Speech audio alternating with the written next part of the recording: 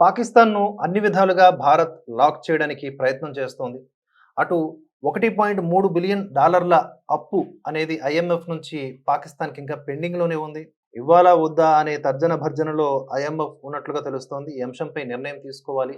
యాక్చువల్‌గా మీటింగ్స్ కూడా నడుస్తూ ఉన్నాయంట ఈ అంశం మీద. అయితే భారత్ చాలా స్పష్టంగా చెప్తోంది ఆధారాలను సమర్పిస్తూ మరి. అది ఒక ఉగ్రవాద దేశం. మీరిచ్చిన డబ్బులు మీరు దేనికిస్తారో దానికి కాకుండా ఆ ఉగ్రవాదుల్ని మేపడానికి వాడి అవి ప్రపంచ దేశాలకి సరఫరా చేస్తాయి కనుక ఆ దేశానికి ఎట్టి పరిస్థితుల్లో బెయిల్ అవుట్ ప్యాకేజీ నిధులు విడుదల చేయవద్దు అని భారత్ డిమాండ్ చేస్తోంది. అంతర్జాతీయంగా పాకిస్తాన్ను ఏకాకిని చేయడమే లక్ష్యంగా భారత్ పావులు కదుపుతున్న సంగతి మనకు తెలిసిందే. మెయిన్ పాయింట్ ఏంటి అంటే మన భారత విదేశీ వ్యవహారాల శాఖ అధికారులు ఆధారాలు అని అన్నాను కదా, ఏంటి ఆధారాలు? మొన్న మనం చేసినటువంటి అటాక్‌లో భాగంగా చచ్చిపోయినటువంటి ఉగ్రవాదులకు ఆర్మీ నడుమ ఇంకా చెప్పాలంటే ఆర్మీ అధికారులే ఆ శవపేటికలను మోస్తూ గొప్ప లాంఛనాలతో అంత్యక్రియలు నిర్వహించినటువంటి వైనం. ఇవన్నీ సాక్ష్యాలే గదా!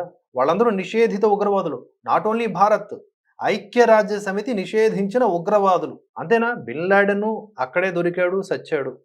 హఫీజ్ సయ్యద్ అక్కడే ఉన్నాడు, మాట్లాడుతున్నాడు, మనకి బెదిరిస్తూ ఉన్నాడు. మసూద్ అజరు మొన్నటికి మొన్న ఏడుస్తూ దొరికాడు. ఇన్ని ఉన్నాయి కదా సాక్ష్యాలు. మళ్ళీ ఐఎంఎఫ్‌తో ఫండ్ ఎలా రిలీజ్ చేస్తారు? నాన్‌సెన్స్ రాజకీయాలు కాకపోతే, భారత్‌కి ఎగైనెస్ట్‌గా ఏదో చెయ్యాలని చెప్పేసి కాకపోతే. కనుక ఇక్కడ కనీసంలో కనీసం విచక్షణ, విలువలు, కొన్ని రూల్స్ అండ్ రెగ్యులేషన్స్ లాంటివి ఉంటే ఇంటర్నేషనల్ మానిటరింగ్ ఫండ్ ఈ $1.3 బిలియన్ ఫండ్ ఏదైతే ఉందో బెయిలౌట్ ప్యాకేజీ దాన్ని ఆపేస్తుంది. అంతేకాకుండా ఎఫ్ఏటిఎఫ్ కూడా గ్రే లిస్ట్‌లో, ఇంకా చెప్పాలంటే బ్లాక్ లిస్ట్‌లో పెట్టేయాలి ఆ దేశాన్ని. ఆ దేశం బుద్ధి మారనంత వరకు ఎలాంటి సపోర్టు ఉండకూడదు. మరి ఆ దిశగానే ఇంటర్నేషనల్ మానిటరీ ఫండ్ నిర్ణయం తీసుకుంటుందా లేదా అనేది మనం వేచి చూడాలి.